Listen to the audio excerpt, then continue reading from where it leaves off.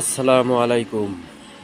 বাংলায় একটা কি বলে প্রবাদ আছে, ইট্টি মারলে পাটকেলটি খেতে হয়। মানে কেউ যদি কারো উপর আক্রমণ করে অথবা কেউ কাউকে ক্ষতি করে, অথবা আর একটা কথা আছে না যে পরের জন্য কুয়ো খুঁজলে সেই কুয়োয় নিজে পড়ে। পরের ক্ষতি যদি কেউ করে, অন্যায় করে, জুলুম করে, অত্যাচার করে, অবিচার করে, তাহলে সেইটা একদিন একদিন না একদিন কোনো না কোনোভাবে নিজের উপর আসবেই। সুতরাং বাঁচবো আর কয়দিন ভাই, অন্যায় নয় অন্যায়ের প্রতিবাদ করতে চাই। দেখেন, মানুষ এইটা বোঝে, দুনিয়ার মানুষ একটা হচ্ছে টাকা কিভাবে কামাতে হয় এইটা বোঝে, কিন্তু ইমান আর আমল কিভাবে অর্জন করতে হয় সেইটা বোঝে না। আর একটা জিনিস হয়েছে, নেতার সাথে সম্পর্ক রাখলে, নেতার সাথে ছবি তুললে, সেলফি তুললে, নেতা যদি কাঁধে হাত রাখে, মাথায় হাত রাখে, তাইলে দুনিয়াতে অনেক কিছু থেকে মাপ পাওয়া যায়। মানে অনেক কিছু তার জন্য মাপ। তার ক্ষমতা বেশি থাকে, তার পাওয়ার বেশি থাকে, তার জোর বেশি থাকে, কারণ নেতার সাথে তার ভালো সম্পর্ক, সুসম্পর্ক, গভীর সম্পর্ক। দেখেন, ক্ষমতা থাকলেই ক্ষমতা দেখানো ঠিক না। হ্যাঁ, নেতার সাথে আপনার ভালো সম্পর্ক থাকতেই পারে, তাই তাই বলে কি আপনি ভালো ক্ষমতা দেখাবেন?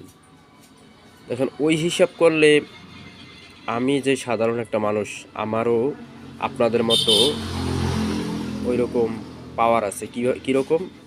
আপনাদের যে নেতা, সেই নেতার সাথে আমারও সুসম্পর্ক, গভীর সম্পর্ক বা ঘরোয়া সম্পর্ক বা সরাসরি সম্পর্ক আছে। যদি কেউ প্রমাণ চান আমি দিতে পারি। কিন্তু তাই বলে ছিনাটা এরকম এরকম এরকম বুঝাইয়াই হাঁটি কেন জানেন? কারো কারো গায়ে যেন ধাক্কা না লাগে। ছিনা এরকম টাইট করে হাঁটি না, যাতে কারো গায়ে ধাক্কা লাগলে আমি বলি যে আমাকে চেনো, আমি কে। হ্যাঁ, এইটা কোথাও যাইয়া, চার দোকানে যাইয়া, বাদামের দোকানে যাইয়া, চটপটি ফুচকার দোকানে যাইয়া, মানে ছোট্ট ব্যবসা প্রতিষ্ঠানে যাইয়া, বড় যারা আছে তাদের তো আপনার কিচ্ছু করতে পারবেন না। যারা ছোট্টখাটো আছে তাদেরকে যাইয়া পরিচয় দেন, আমি কে, আমাকে চেনো, আমি আমি অমুক নেতা, আমাকে চেনো, আমার ক্ষমতা কত জানো। এই ক্ষমতা দেখানো ঠিক না। আর ক্ষমতা দিয়ে মানুষের উপকার করা উচিত, কিন্তু কোনো মানুষের ক্ষতি করা উচিত না।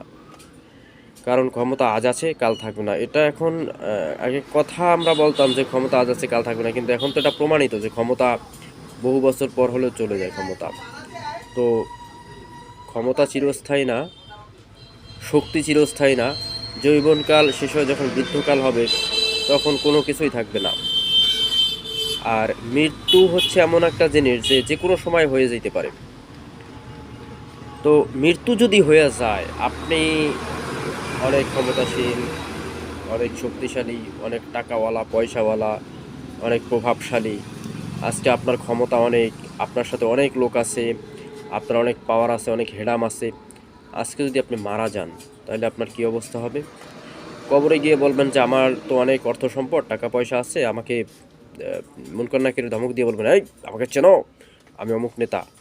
হ্যাঁ, অমুক নেতার সাথে আমার সাথে ভালো সম্পর্ক, আমার টাকা পয়সা আছে, আমি অনেক ধনী লোক, আমার অনেক প্রভাব আছে। কি এটা বলতে পারবেন? পারবেন না। সুতরাং দুনিয়ার চিন্তা সব না কইরা কবরের চিন্তাও কইরেন, যে মুনকার নাকির যে প্রশ্নটা করবে মুনকার নাকির, ওই প্রশ্নের উত্তরও দিতে হবে, এবং ওইটাই আসল। ওইখানে কিন্তু কোনো নেতাও থাকবে না, কোনো দলও থাকবে না, কোনো সাপোর্টও থাকবে না, কোনো কিচ্ছু না।